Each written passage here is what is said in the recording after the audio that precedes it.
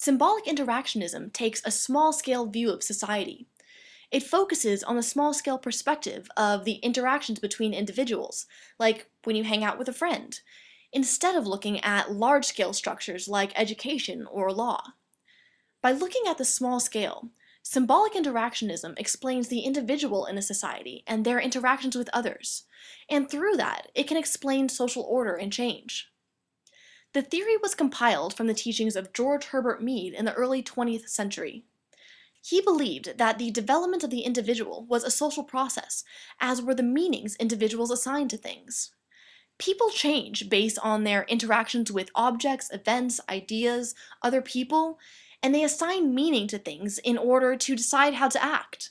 For example, if I had sat under the shade of trees all my life, and I was on a long walk today and spotted a big tree, I might want to sit under it.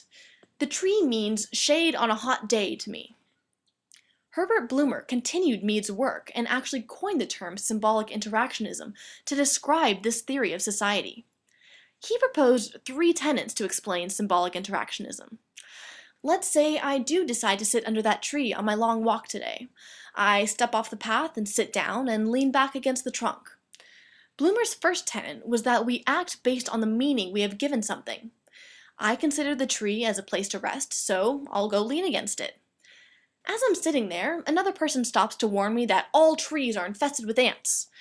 Bloomer's second tenet was that we give meaning to things based on our social interactions. The same thing can have a different meaning for different people. For the person talking to me, the tree is a breeding ground for creepy crawlies, and they are going to avoid it. But I'm quite happy with my seat in the shade, and I haven't been bothered by any ants, so I'm content just to sit. We have different views of the tree, and so we act differently. As I'm sitting there talking to this lovely person, I feel something tickle my shoulder, and suddenly I jump up as something bites my back. Turns out the tree was infested with ants. Now that I have been bitten under a tree, I might not sit under the next one I find because it might also be infested with ants. Bloomer's third tenet was that the meaning we give something is not permanent. It can change due to everyday life. The meaning I give to trees has changed after my interaction with the infested tree. A big tree now means shade on a hot day with a potential for getting bit. So let's sum up the 3 central ideas of symbolic interactionism. They are that action depends on meaning, that different people assign different meanings to things, and that the meaning of something can change.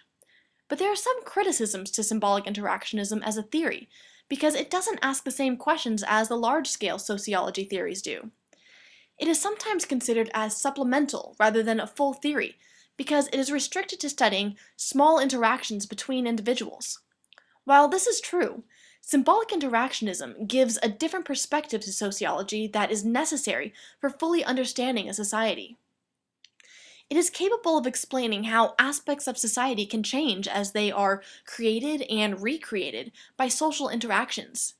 It examines society on a small scale and gives the individual the same importance as the society as a whole, and is a necessary view when studying a society.